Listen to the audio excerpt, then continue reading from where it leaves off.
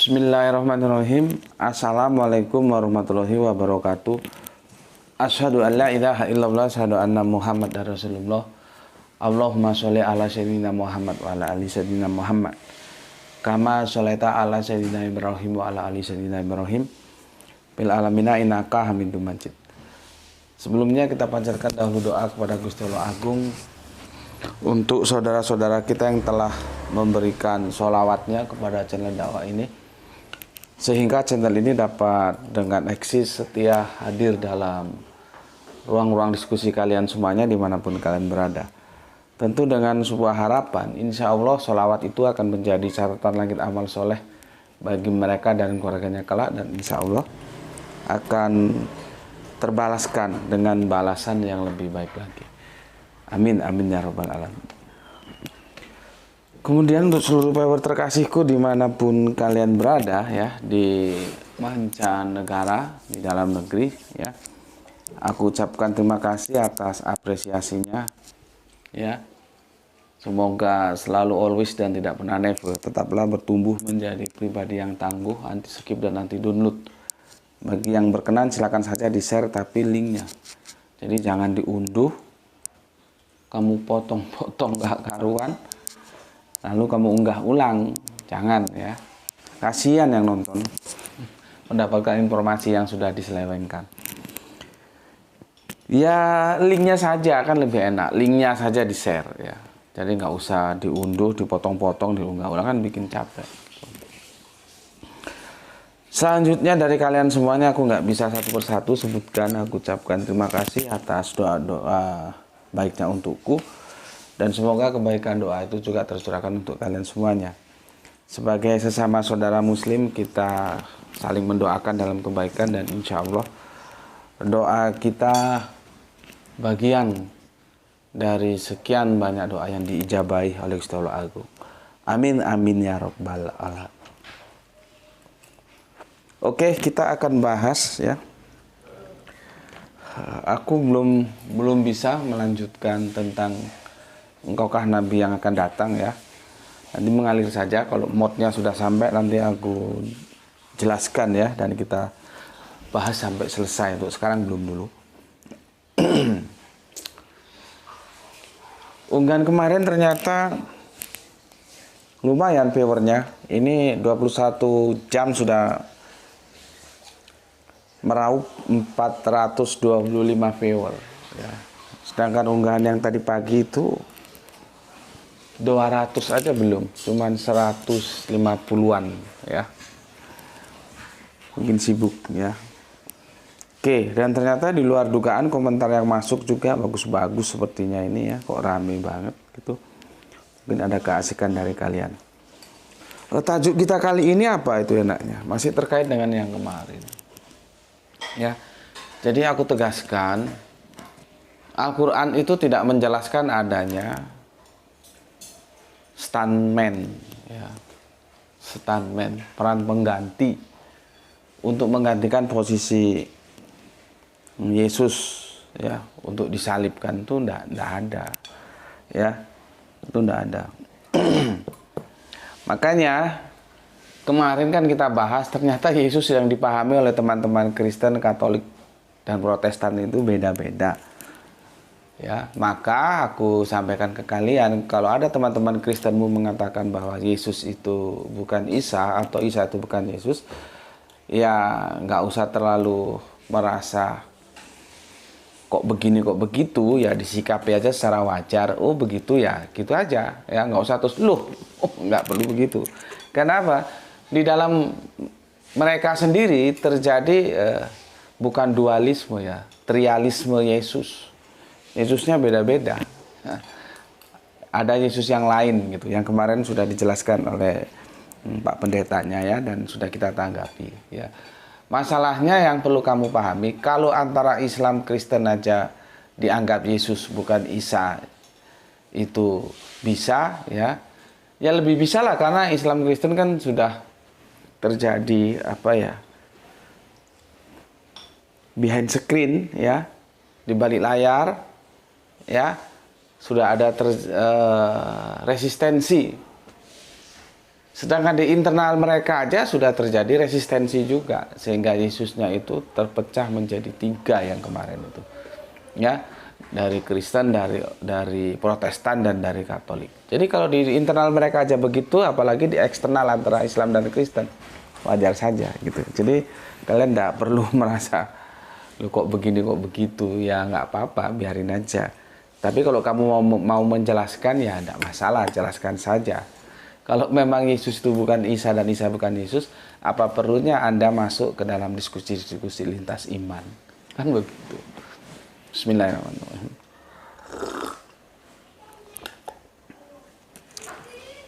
Oke. Ini tajuknya gimana ini? Terlalu panjang. Al-Quran tidak pernah mengatakan peran pengganti, ya. Stuntman. Tidak ada stuntman, gitu aja lah ya.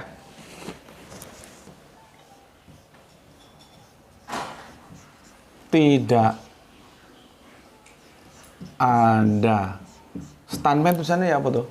S T U N T, ya. Quran surat An-Nisa 41 15 berapa itu ya? Yang 157 atau 158 itu. Ntar takutnya keliru ya. Kita lihat dulu. Itu di 157-nya ya. Ini tajuk kita ya. Nggak ada, Quran itu tidak menjelaskan adanya stuntman, ya, tidak ada peran pengganti, ya. Ya, kalian sekarang sudah dicekoki oleh dongeng itu apa? Maka harus kita buang itu dongengnya itu, ya.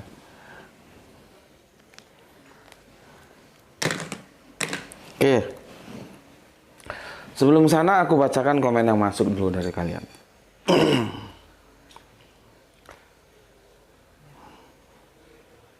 Sebagai wujud apresiasiku untuk kalian semua. Oke, pertama dari Gispati, alhamdulillah hadir Tuan Guru. Yesus dan Isa personal yang sama. Hanya beritanya yang berbeda. Ya pasti berita di Al-Quran yang akurat.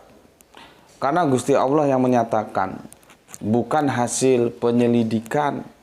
Seperti di Alkitab, beritanya beda-beda. Salam Isra semuanya. Oke, mantap. Salam Isra juga untuk soleha kita Gispati yang ada di Palu. Ya memang beda-beda. Ya, apa kata Paulus, nanti beda lagi dalam surat-surat kirimannya. Apa kata Matius, Markus, Lukas, beda lagi gitu ya. Dan untungnya sudah aku jelaskan kepada kalian tentang koherensi dan korespondensi.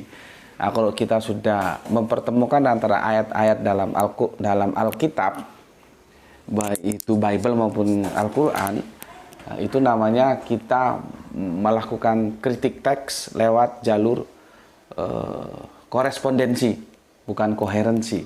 Tapi kalau dengan alam, fakta alam, itu namanya koherensi. Yang dinyatakan dalam kitab suci itu harus selaras dengan fakta alam. Nah, itu namanya koherensi. Kalau enggak, berarti ada kesalahan koherensi.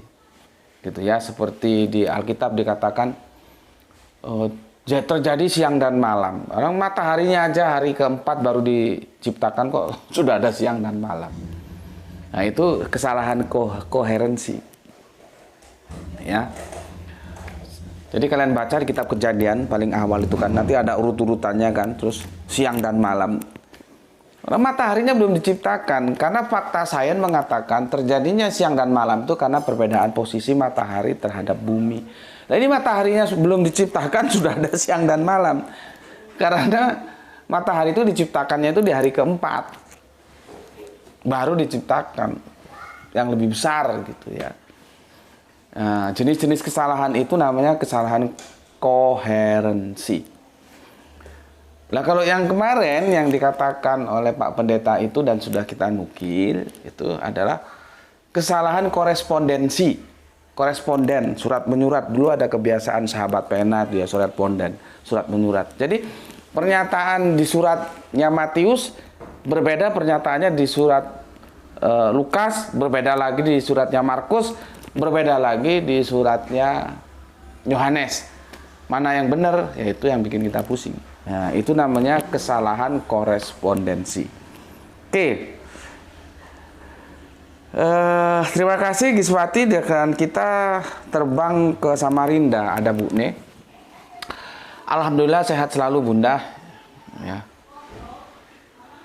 Inggi Bunda, saya setuju. Al-Quran sudah pasti akurat. Nah, itu dijawab ya dari Bu Ne. Dijawab lagi oleh GNR, bukan Gan Enrus, tapi Gurem Enrukem.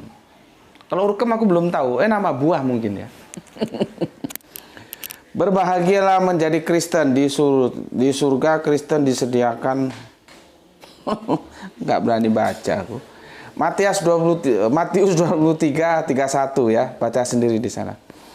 Kata Yesus kepada mereka, aku berkata kepadamu sesungguhnya pemungut-pemungut cukai dan perempuan-perempuan sundal akan mendahului kamu masuk ke dalam kerajaan Allah. Ya, dan panjang itu ya. Terima kasih untuk Gurem Endukem ya, dan selanjutnya Kang Rupano Pitra 75. Ya.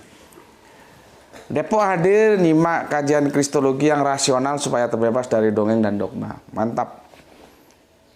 Sehat selalu buat jenengan dan keluarga Gus, dan full of barokah dari Gusti Allah. Amin, amin ya rabbal alamin. Doa yang sama juga untuk yang mendoakan ya. Salam Isra untuk semuanya saudaraku yang ada di Depok. Kita lanjutkan Nurmilah. Nggak tahu ini cewek apa cowok ini, karena Nur itu nggak bisa digenderkan sih. Cewek ada, teman gue namanya Nur, cowok ada. Ya.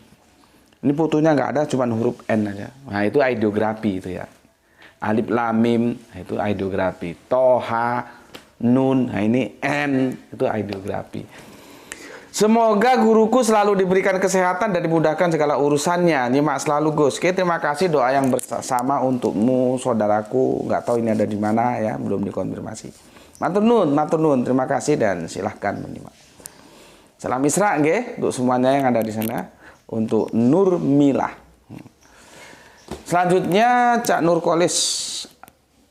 Alhamdulillah Brebes hadir ngaji. Salam sehat selalu dan salam Islam rasional guru. Salam Isra juga untuk saudaraku yang ada di Brebes. Kemudian Kang Mas Cipto Purbaling. Topik menarik. Beda-beda, termasuk lahirnya juga beda tahun. Catatan-catatan Injil memang begitu sih ya. Oke, terima kasih untuk Kang Cipto Purbaling yang ada di Kalimantan Timur, daerah Grogot. Ya, kita lanjutkan Kang Hermana Natawijaya, kumaha pawartosna Kang. Assalamualaikum warahmatullahi wabarakatuh. Waalaikumsalam.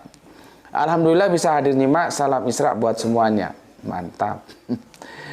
Ya, salam Isra juga untuk saudaraku yang ada di Bandung. Dari sana kita terbang ke Kerinci, Jambi. Ada Kang Irfan Al-Akbar.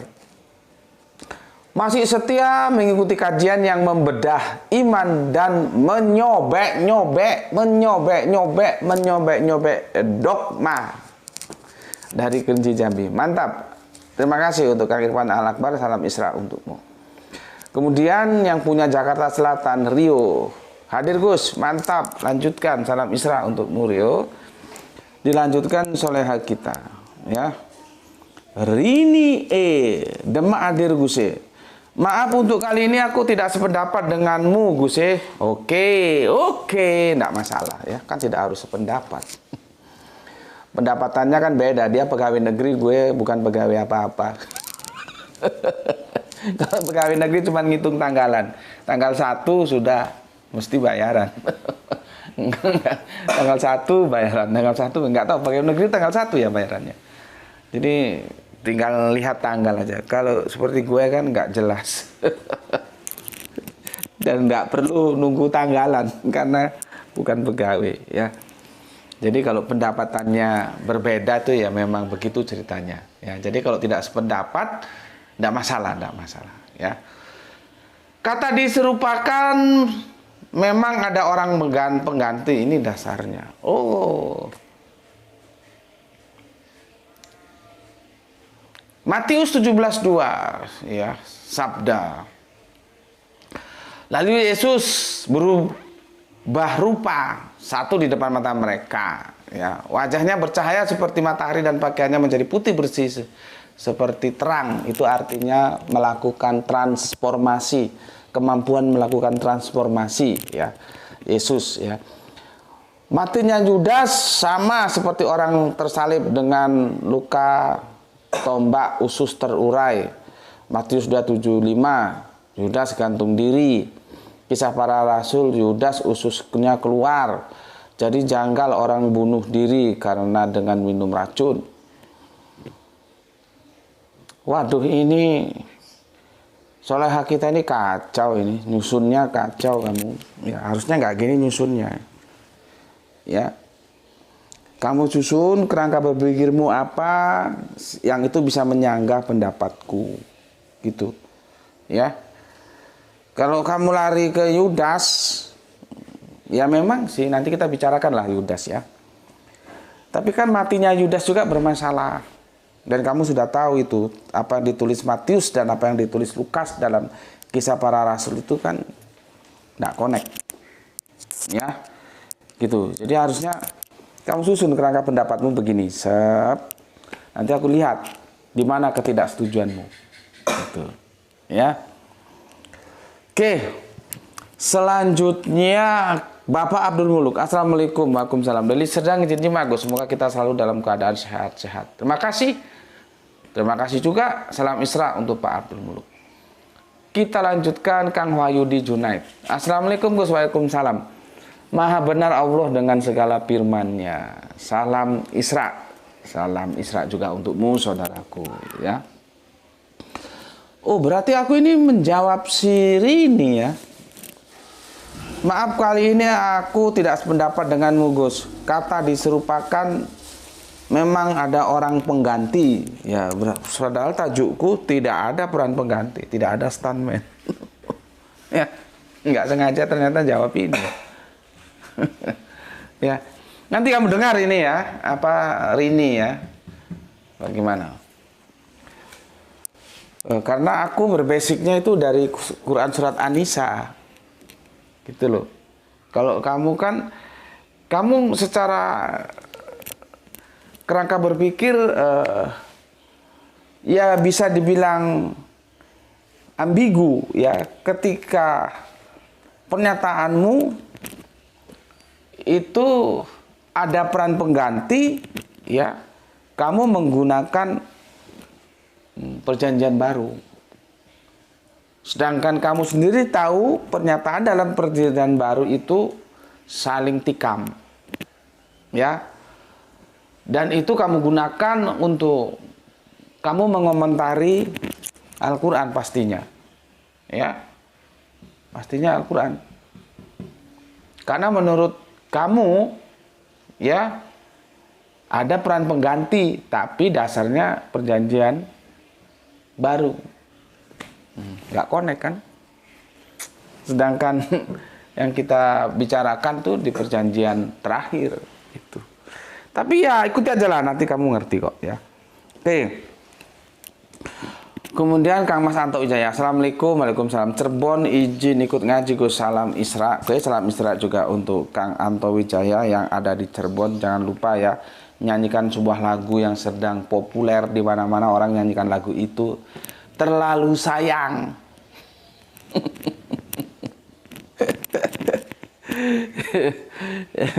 Ngetop itu Tarling Cirebon, terlalu sayang. Oke, matur nuwun. Salam Isra juga ya. Kita lanjutkan Kang Mas Wahyu. Assalamualaikum berbes hadir di Magus. Oke, salam Isra juga untukmu. Kang Mas Edi Margon yang punya Jogja. Assalamualaikum warahmatullahi wabarakatuh. Waalaikumsalam ya. Nah itu, tolong nyalain satunya. Kok sudah habis ini seanunya. Tuh. Oh, sudah. Sudah, sebentar saudaraku ya, ini baterainya habis. Tenang aja, tenang. Tenang.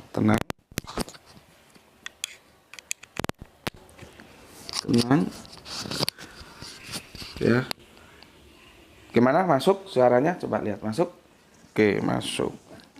Tenang aja, jangan khawatir. Oke. Oke, ya. Kemudian dari Kang Mas di Margono Jogja ya, Salam Isra Kang Mas ya, Waalaikumsalam untukmu. Kita ke Depok. Apa ini Depok? Depok tetangga Jakarta hadir. Terima kasih, salam Isra, alhamdulillah. Oh mantap, singkat. Oke, terima kasih juga dan salam Isra untukmu. Kita lanjutkan Kang Arif Musinin, Tuban siap hadir Gus. Kejar kajian, banyak yang tertinggal karena kesibukan mengurusi kecil. Mantap, tidak apa-apa. Ya, nanti waktunya disesuaikan malam atau gimana ya. Tetap aja prioritaskan si kecil karena biasanya lagi butuh-butuhnya perhatian yang sangat. Ya, semoga sehat selalu dan tumbuh menjadi generasi Islam yang tangguh. Amin, amin ya robbal alamin. Oke, dari Tuban kita. Besok Arif Musinin datang nggak ke Malang? Acaranya kan sudah tahu toh, itu sudah diunggah sama Guru Mendelkem. Ya, besok pada acaranya. Terus lusanya lagi dari duha sampai asar. Jadi Sabah, Ahad tuh 2 hari berturut-turut acaranya. Karena waktu aku diskusi dengan Pak Pendeta dari Jawa Barat ini, Kang Arif Musinin datang. Ya. Nggak tahu besok bisa datang nggak dia. Oke, ya gitu kalau sudah cinta ilmu gitu. Jauh-jauh dari Tuban datang.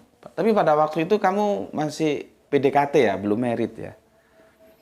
Oke, sekarang Kang Sarang Gipari nyimak setelah 3 menit tayang. Komen pertama, mantap cuaca mengiringi suasana malam ini. Oke, atur nuhun Kang Salam Isra sadayana. Kang Hermas Edison 3 jempol, mantap. Kang Didi assalamualaikum, waalaikumsalam. Iya. Santri baru hadir Gus, salam Isra juga untukmu saudaraku. Wah, ini dia Bapak kita yang lama tidak muncul dan sekarang baru muncul ya. Semoga sehat selalu dan semoga cepat-cepat jadi rektor. Bapak Arlison Ginting, Master Teologi. Tetap nyimak walaupun jarang komen. Salam sehat selalu. Oh begitu, karena kesibukan. Oke, mantap. Terima kasih untuk Bapak dosen kita, Bapak Arlison Ginting, Master Teologi. Ya, semoga sehat selalu di sana. Oke, kita lanjutkan Jumat Wage. Assalamualaikum, waalaikumsalam, salam Isra ya. Aljus Mas Duki, aku nggak tahu Kang, apa maksudmu hadir 10K? Apa tuh artinya tuh? Hadir 10K. Nggak tahu ya, itu nggak tahu. Ibrahim Hajar, hadir pagi. Oh, berarti dia bacanya pagi-pagi. Oke, terima kasih, salam Isra juga untukmu. Berikutnya Oski ya. Oski, apa katamu Ki? Yang diserupakan adalah keadaannya. Nah, ini pendapat si Oski, yang diserupakan tuh keadaannya. Karena, waduh, dia bilang Talmud Sanhedrin 43a salah mengurutkan kejadiannya. Tertulisnya dirajam, dibunuh dulu baru digantung, disalibkan. Digantung apa disalibkan, Ki? Harus tegas dong. Digantung sama disalibkan tuh beda. Ya. Jangan seperti Pak Pendeta ditanya, disalib tangannya begini atau begini. Jawabnya apa? Ah, yang penting kan disalib katanya. Ya sudahlah, kita hormati saja ya. Pada saat perayaan Paskah ya, padahal urutannya tidak demikian. Itulah mengapa dalam Quran surat An-Nisa 157 tertulis kalimat tidak membunuhnya dan tidak menyalibnya. Ya. Kedua, perjanjian baru dengan jelas menerangkan bahwa saat ditusuk dengan tombak dari perut Yesus masih mengalir darah dan air. Dan Yesus hanya mengalami kematian secara klinis tetapi belum sampai tahap kematian biologis, kematian secara seluler. Buktinya Yesus masih hidup pasca penyaliban. Itulah mengapa Yesus nampak diserupakan keadaannya bagi orang Yahudi sehingga mereka mengira nampaknya Yesus sudah wafat saat itu. Berarti dia disalib, cuman nggak meninggal gitu maksudmu? Yang diserupakan ketika dia dilihat orang Yahudi seperti sudah mati gitu maksudmu.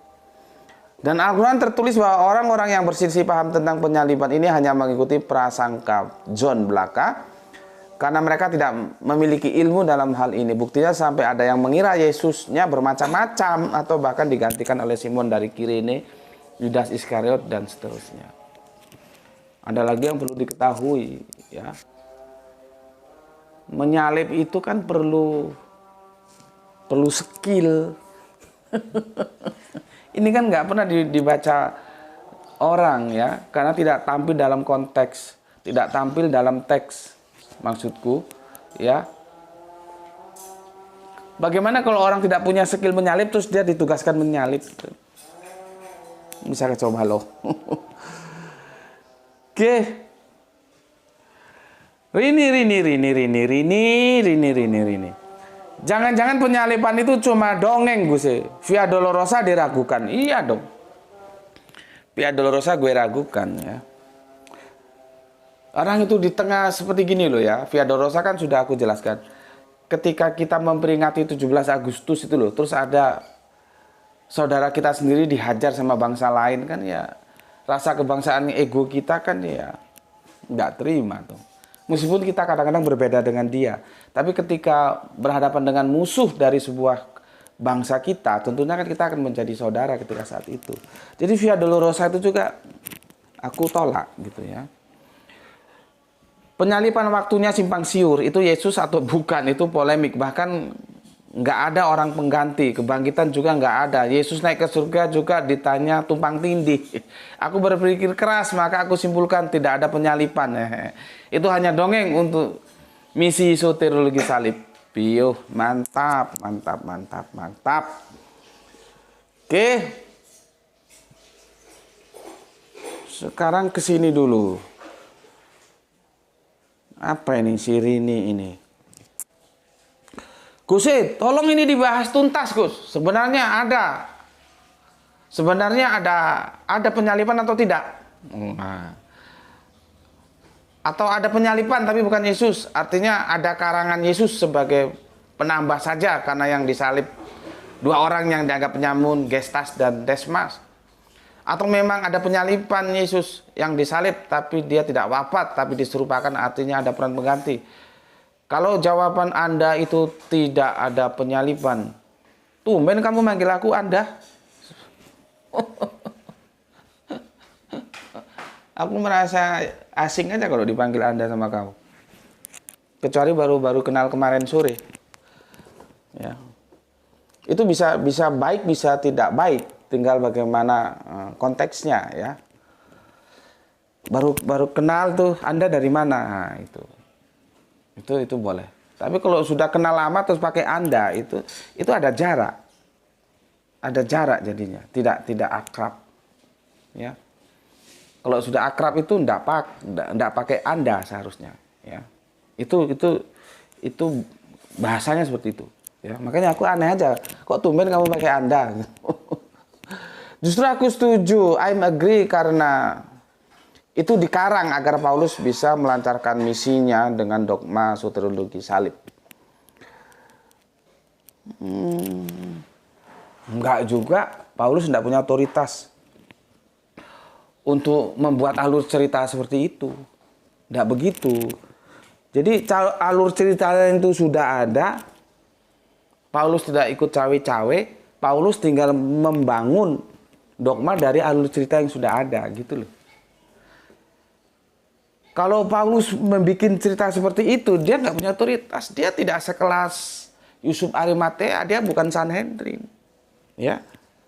Jadi enggak.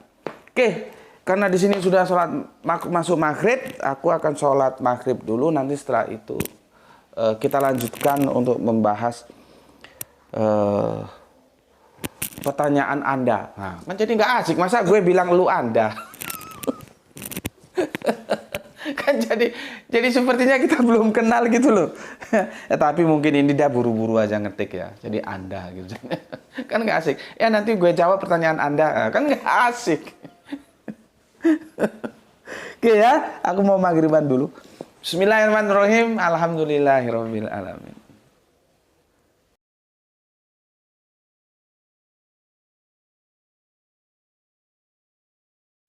Bismillahirrahmanirrahim. Alhamdulillahirabbil alamin. Ba'da sholat maghrib berjamaah kita sempat ya jeda sejenak ya, interval sejenak, dan sekarang kita lanjutkan lagi. Oke. Aku mau keluar dulu dari ini ya. Aku mau mengomentari gini. Itu biasanya teman-teman Kristen yang masih junior tapi keburu saja komentar gitu ya, sehingga mengatakan Gus Beti itu standar ganda, Gus Beti itu berani nggak mengkritik terjemahan Al-Quran kan gitu ya. Ya karena dia nggak mengikuti secara runut, sudah buru-buru komentar untuk membela imannya yang tergoyahkan. Karena kalau nggak imannya nggak tergoyahkan, dia nggak perlu komentar seperti itu ya. Dan sekarang ini akan membuktikan lagi bahwa aku tidak standar ganda ya. Untuk terjemahan-terjemahan yang tidak benar kan itu sudah kita benarkan. Ada beberapa toh kita melakukan dekonstruksi ya. Jadi kalau aku mengkritik terjemahan-terjemahan Bible ya, khususnya itu yang paling sering kan Perjanjian Baru ya, itu bukan berarti aku hanya berani mengkritik Perjanjian Baru sementara untuk Perjanjian Terakhir tidak gitu ya. Nah, sekarang aku buktikan sekali lagi bahwa aku pun melakukan kritik terhadap terjemahan, ingat ya, terjemahan Perjanjian Terakhir. Jadi jangan ada lagi sakwa sangka bahwa Gus Beti standar ganda. Nggak boleh, dalam kerangka berpikir akademis standar ganda itu nggak boleh ya. Oke, sebagai contoh aku kan pernah nulis beberapa waktu kemudian diunggah dalam YouTube ya, itu sudah ada 2 tahun yang lalu mungkin ya, bahwa Kristen itu tersesat di terjemahan Filipi berapa ya? Filipi 26 ya. Jadi tersesat di terjemahan Filipi 26 ya, saking kebeletnya, saking pinginnya Yesus itu untuk bisa mengalami apoteosis atau deifikasi. Aku nggak usah jelaskan lagi ya apa itu apoteosis, apa itu deifikasi. Untuk memenuhi salah satunya doktrin Tritunggal. Meskipun tunggal juga kadang-kadang tunggalnya keliru. Tunggalnya pendeta yang tadi malam itu keliru itu. Dia tunggal tapi Yesus yang dialahkan. Makanya aku jelaskan ya, sahadah itu mengatakan dalam perspektif fundamental ketauhidan itu siapa dan berapa, bukan hanya berapa. Kalau pendeta kemarin berapanya sudah benar, satu, tunggal, esa, ehad. Cuman siapanya yang dia keliru. Gitu loh. Dua-duanya mengikat siapa dan berapa. Siapanya saja nggak menjamin, berapanya saja nggak menjamin. Gitu ya. Oke, aku bacakan sekedar review ini ya. Kalau kita baca, dan ini videonya sudah ada ini ya. Filipi 26 kan begini bunyinya. Yang walaupun dalam rupa Allah tidak menganggap kesetaraan dengan Allah itu sebagai milik yang harus dipertahankan. Ya. Nah, kalau ini kita baca, ini kan kalimatnya retorika. Ya. Artinya berputar dia. Kalau ini kita pahami, berarti Yesus itu setara dengan Allah, cuman Yesus tidak mau mempertahankannya. Kan gitu. Ya. Saking pinginnya Yesus itu agar bagaimana caranya bisa jadi Allah ya, akhirnya Filipi ini yang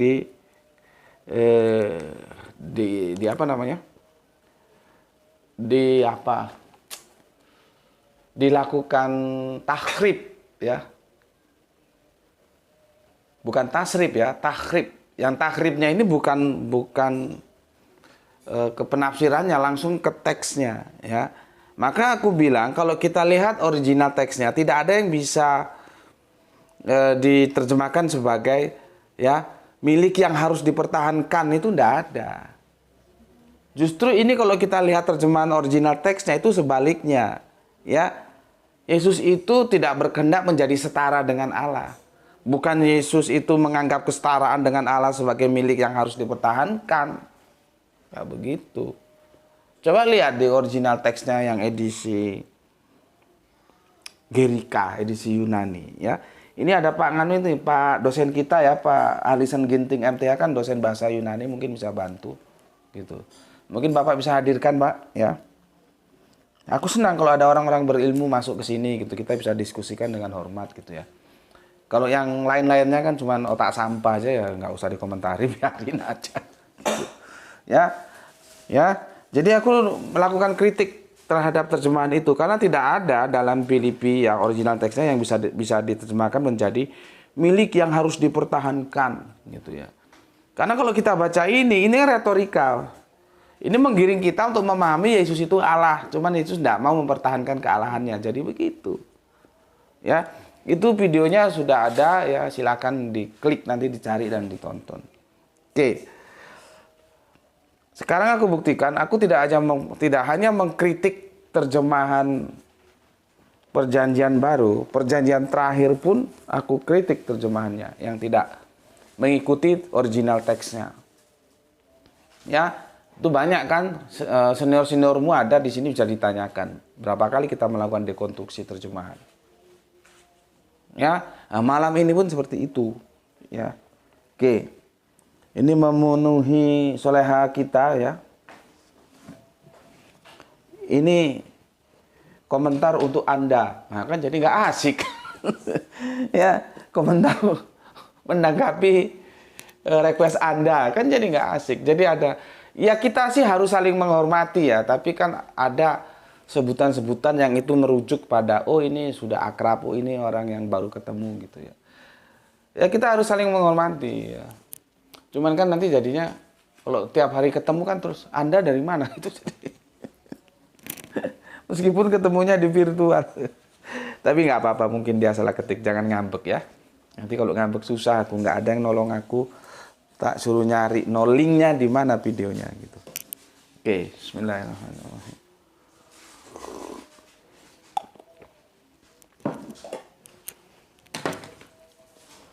Aku bacakan saja ya. Nanti aku tulis yang singkat karena ini panjang. Kalau ditulis semua ini panjang. Bismillahirrahmanirrahim. Surat An-Nisa ayat yang 157 ya. Wa qaulihim inna qatalna masiha isabna Maryam Rasulullah. Ya. Wa ma qataluhu wa ma sholabuhu. Jadi gitu kalau baca ya, jangan wama, jangan begitu. Imam-imam itu kalau baca Al-Fatihah itu sering ngawur juga loh. Ya. Sering ngawur karena ada hal yang harusnya dipenggal, digandeng. Iya ka nak budu. Itu nggak boleh. Iya ka nak budu nggak boleh. Harusnya dipenggal. Iya ka nak budu wa iya ka nasta'in gitu loh. Bukan wa iya kana budu iya kana nasta'in, jadinya tapi nanti kacau lagi. Wah itu melawan arus gitu. Iya memang gue melawan arus. Lu mau apa ya kalau gue melawan arus? Kalau arusnya nggak bener kan gue bikin bener. Ya harusnya ada pemenggalan gitu. Seperti ini ya. Jangan wa qaulihim, jangan begitu. Jadi wa qaulihim inna qatalna masiha isabna Maryama Rasulullah. Wa ma qataluhu wa ma sholabuhu gitu ya. Walakin subbiha lahum. Nah ini yang mau kita diskusikan ini subbihalahum ya. Subbihalahum, subhat. Ke kanan enggak, ke kiri kagak. Mana ini? Kanan kiri oke. Wa innallazina tolafu fihi. Ya, kemarin kita sudah bahas fihi ya, berarti dia mufrad. Ya, lafi syaikim minha ma lahum bihi min ilmin ilatiba az-zonni, prasangka ya. Wa ma qataluhu yakin. Nah. Oke. Itu original teksnya begitu bunyinya ya. Kulanjutkan terjemahannya. Dan dalam kurung kami hukum juga karena ucapan mereka. Sesungguhnya kami telah membunuh Al-Masih, Isa putra Maryam, Rasul Allah. Padahal mereka tidak membunuhnya dan tidak dalam kurung pula menyalibnya. Tetapi yang mereka bunuh adalah itu dalam kurungnya. Ini sayangnya ini nggak dikurung. Begini, orang yang diserupakan dengan Isa. Jadi kalau kita baca terjemahan teksnya, kita digiring pada sebuah pemikiran ada stuntman dong. Yang salahnya bener nggak? Di situ ada narasi, ya. Orang yang diserupakan dengan Isa itu ada nggak? Narasi yang bisa diterjemahkan orang yang diserupakan dengan Isa itu ada nggak di situ?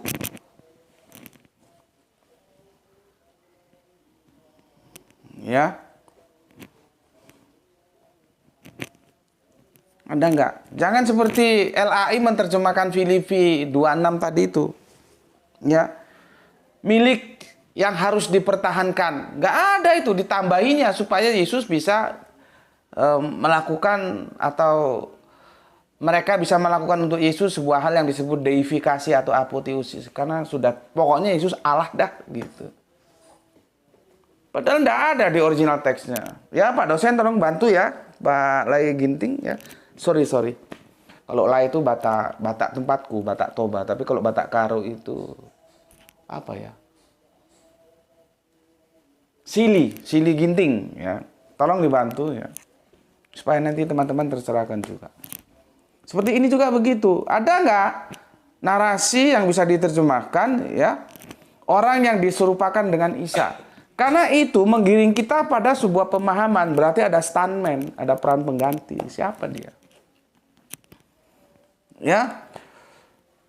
Sesungguhnya mereka berselisih pendapat tentang dalam kurung pembunuhan Isa. Selalu dalam keraguan-raguan tentang yang dibunuh itu. Mereka benar-benar tidak tahu dalam kurung siapa sebenarnya yang dibunuh itu. Melainkan mengikuti prasangkaan belaka.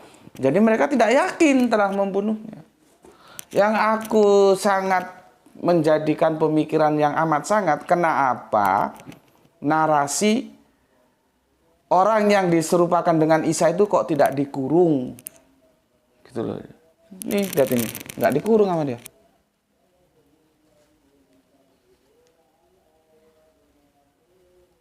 Kalau dikurung kan orang tahu, oh itu penafsiran. Gitu, ya. Sekarang kita akan membahas subiha lahum ya, supaya kamu ngerti. Tulisannya jelek gak apa-apa ya, yang penting otakmu bisa ngerti. Subiha sin ya, su ya, mana tadi? Ini di ha, hanya biasa, ya. Baru lahum, ya, su biha lahum, ya, mati di lahuma biasanya. Enggak, mati di mim. Ya. Oke. Suibalahum ya. Tuh nanti ini dideketin ya. Kalau sudah selesai ya.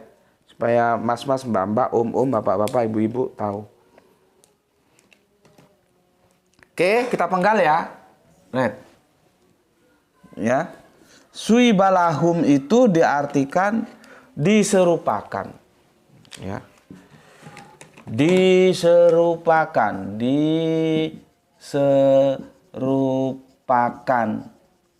Sedangkan lahum itu bagi atau untuk mereka.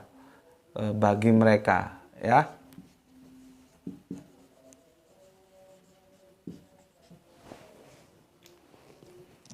Sudah. Nggak tahu kita yang diserupakan itu apanya. Diserupakan bagi mereka. Bagaimana kok bisa nongol ya di situ narasi ya orang yang diserupakan dengan Isa? Nggak ada teksnya ya. Kalau kita ke teks perkataannya begini, kita cek di sini ya. Dan perkataan mereka, sesungguhnya kami telah membunuh Al-Masih Isa putra Maryam, Rasul Allah, dan tidak mereka membunuhnya dan tidak mereka menyalibnya, akan tetapi diserupakan bagi mereka. Subiha lahum, ya, diserupakan bagi mereka. Apa yang diserupakan? Ya, diserupakan bagi mereka. Dan sesungguhnya orang-orang yang berselisih padanya, ya, benar-benar ya dalam keraguan-raguan ya daripadanya. Apa bagi mereka ya dengannya dari pengetahuan kecuali mengikuti persangkaan, dan tidak mereka membunuhnya yakin. Tidak ada. Tidak ada yang bisa diterjemahkan ya orang yang diserupakan dengan Isa, tidak ada. Itu sebetulnya penafsiran si penerjemah, seharusnya itu dikurung. Karena kalau itu nggak dikurung, jadinya ya kita berpikir ada stuntman. Kalau kita taat terhadap teks, tidak ada stuntman. Gitu loh. Ya. Sopo kuwi jenenge sing nduk Demak kuwi? Rini? Ya. Kita diskusinya di sini. Ya, tidak ada stuntman. Yang jadi masalah ya, ketika stuntman itu tidak ada, kamu coba mencari rujukan, sayangnya rujukannya yang kamu gunakan perjanjian terakhir. Itu yang aku bilang tadi, nggak connect di ceritanya. Jangan kesusu mencari rujukan, tapi benahi dulu terjemahannya. Terjemahannya nggak ada stuntman kok. Kamu cari rujukan yang kamu paksakan, ya seolah-olah ada stuntman. Nggak bisa begitu. Ya, paham? Jadi diserupakan bagi mereka. Yang jadi masalah, apanya yang diserupakan? Kan nggak ada ngomong orang diserupakan dengan Isa, kan nggak ada. Diserupakan bagi mereka. Ya. Bismillahirrahmanirrahim.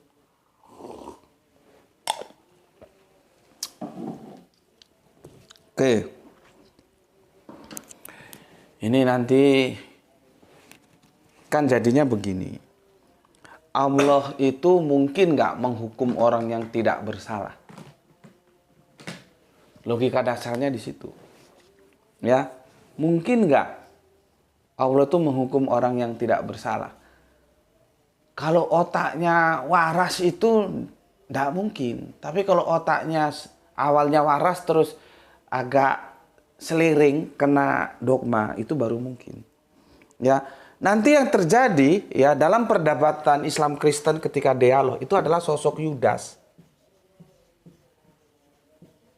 Iskariot. Nih, nanti pusat pertengkarannya itu di sini.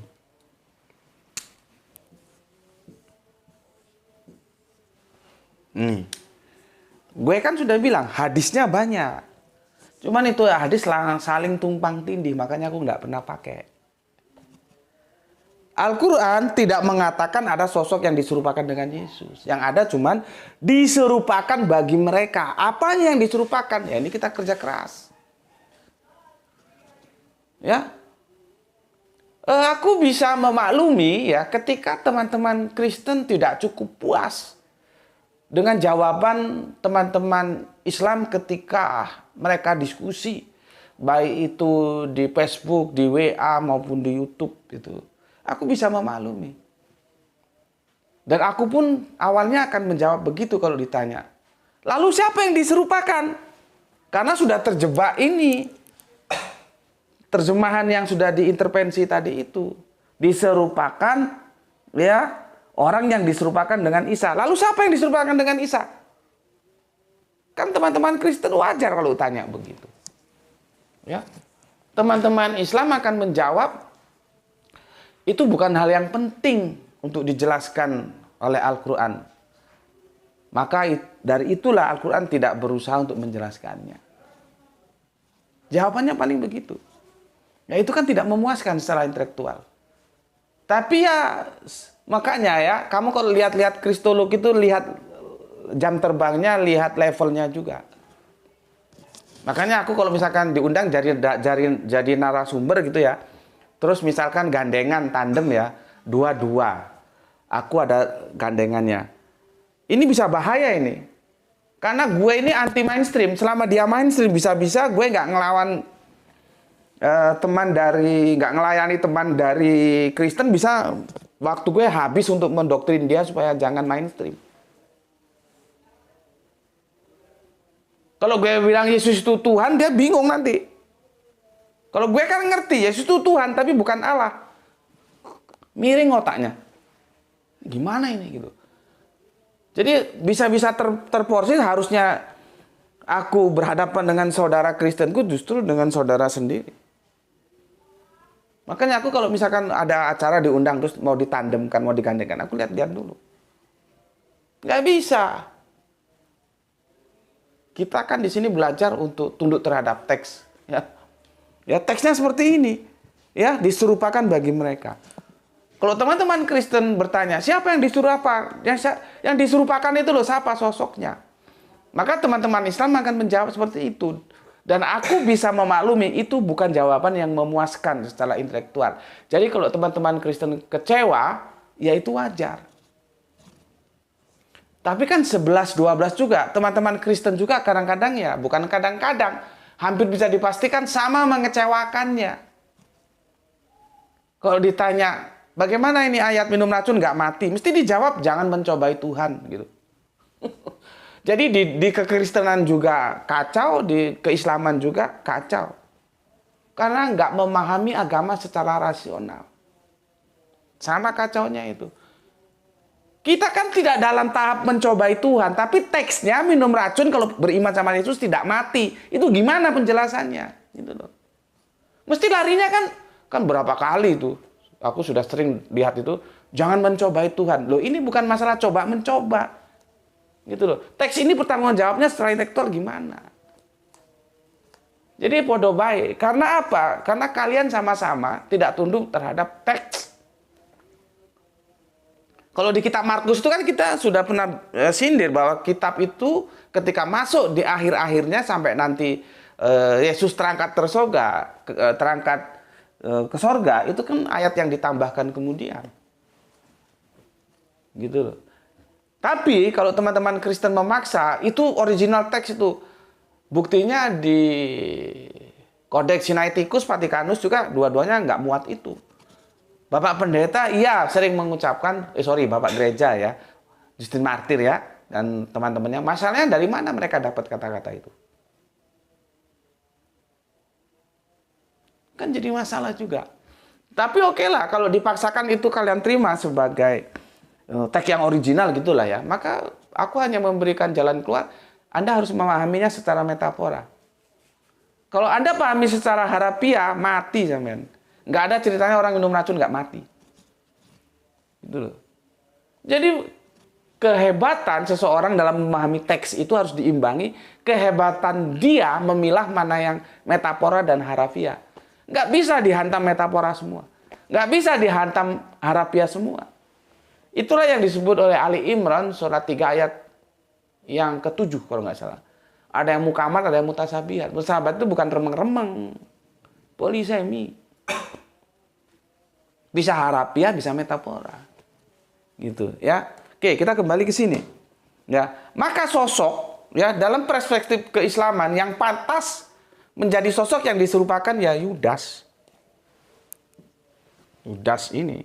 Karena tidak mungkin orang tidak bersalah akan dihukum menjadi peran pengganti Yudas. Ya. Oke. Tentunya teman Kristen tidak mau karena itu bagian fundamental dalam keimanan mereka yang sudah didogmakan oleh Paulus. Kalau Yesus tidak tersalib, sia-sia keimananmu. Maka dosamu masih tetap ada. Ya, maka mereka tidak nerima kalau yang dikatakan Yudas yang disalib, tetapi tetaplah Yesus yang disalib. Maka Yudas dimatikan. Yang jadi masalah kematian Yudas antara yang dilaporkan Matius sama yang dilaporkan oleh Lukas ini nggak connect juga. Kacau. Ya. Kacau. Makanya aku kan sudah bilang, kalau baca ya, kitab Matius dan dia membuat nubuah, hati-hati. Kadang-kadang nubuah dari Matius itu terlalu dipaksakan. Ya. Terlalu dipaksakan. Ya. Matius itu ya, dia itu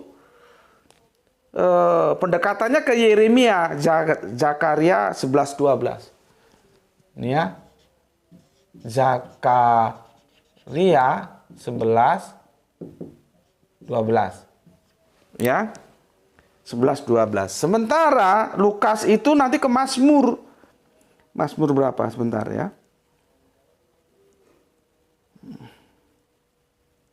Sebentar, Mazmur ya.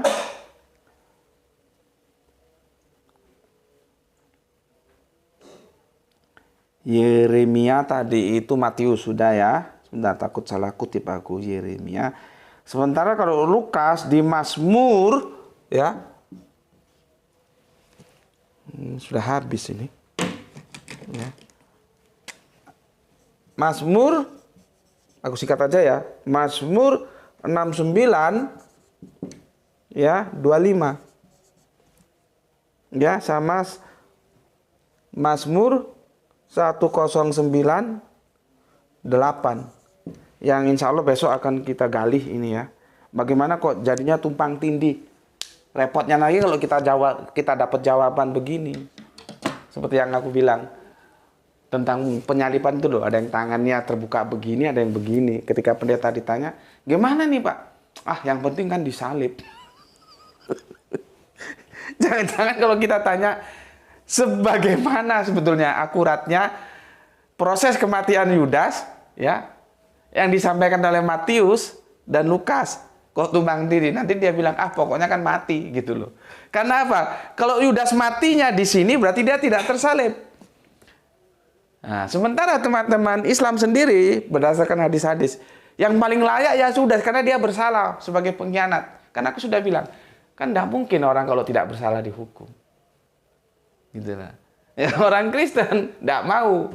Karena kalau Yudas yang disalib, Yesus tidak tersalib, sia-sialah keimananmu dan dosa tetap ada padamu. Ini menarik ya. Apalagi kita tahu masing-masing merujuk hal yang tidak sama. Matius merujuk ke Zakaria 11:12 sebagai argumentasi nubuahnya. Sementara Lukas ke Mazmur 69:25 dan Mazmur 109:8 ini. Ini biang keroknya di sini. Nih. Biang keroknya di terjemahan ini karena tidak tunduk terhadap teks. Ya. Teks tidak ada mengatakan bahwa orang yang diserupakan dengan Isa itu tidak ada. Seharusnya itu dikurung. Penafsiran. Kalau penafsiran ya terserah saja. Ya, tidak ada. Yang ada cuman diserupakan bagi mereka. Apanya yang diserupakan itu menjadi masalah. Yang harus kita cari bersama. Ya. Nah, sekarang aku kasih tugas khususnya untuk Erni dan untuk kalian semua. Subiha itu artinya apa? Subiha ini artinya apa? Subiha ini artinya apa? Jangan-jangan dia mengalami polisemi. Ya. Kita selama ini tahu subiha itu artinya ini. Diserupakan, subhat, samar-samar, ya, remang-remang. Sebetulnya ini lebih tepat sebetulnya samar-samar. Yesus seperti bukan Yesus gitu loh. Ya tapi kan karena diserupakan ya boleh lah ya. Karena kan dia diserupakan jadi samar-samar seperti Yesus, seperti enggak sih? Gue lihat gitu ya. Sekarang Ada nggak polisemi dari Subia supaya kita tidak terjebak pada terjemahan yang kita tahunya cuman ini, ada nggak terjemahan lain? Ya, ini yang menjadi masalah. Sini. Jadi aku gini. Ya. Oke. Coba nanti kalian lihat terjemahan atau tafsirnya Arasi. Nanti laporan ke aku ya. Nih. Sudah tak guiding itu ke Arasi, cari ke Arasi. Ya. Nih. Ya. Jadi supaya Anda, waduh. Erni, kok iso gawe Anda ngono lho. Aku lucu ae ngrungokno, ya. Ya, koyo durung kenal. Saya tidak setuju dengan Anda. Gak apa-apa, sorry ya, guyon ya, jangan ngambek kamu. Ya kita memang harus saling menghormati ya, tapi kan kita bisa pilih jenengan misalkan, itu kan menghormati ya. Tapi kan kita masih akrab. Tapi kalau Anda itu seperti aku bilang tadi, kita seolah-olah belum pernah ketemu gitu, nggak kenal, saling kenal gitu. Seperti Anda. Oke, sudah 1 jam ini dulu ya. Ini dulu yang bisa aku sampaikan. Sekarang kalian cari ya. Ini mengalami polisemi enggak? Karena tahunya cuma diserupakan. Ya. Oke, sampai sini dulu pesan aku. Jaga Allah, jaga Kanjeng Nabi, jaga Al-Quran, jaga sholatmu, jaga bingkai keislamanmu dengan imanmu, tetapi tetap memberi hormat kepada saudara kita yang menempuh jalan lain karena mereka tetap saudara kita. Oke, semoga dapat keberuntungan, rezeki yang barokah dan kesehatan yang prima. Berikutnya ya, Bismillahirrahmanirrahim. Salam Isra untuk semuanya. Alhamdulillahirrabbilalamin. Matur nuwun.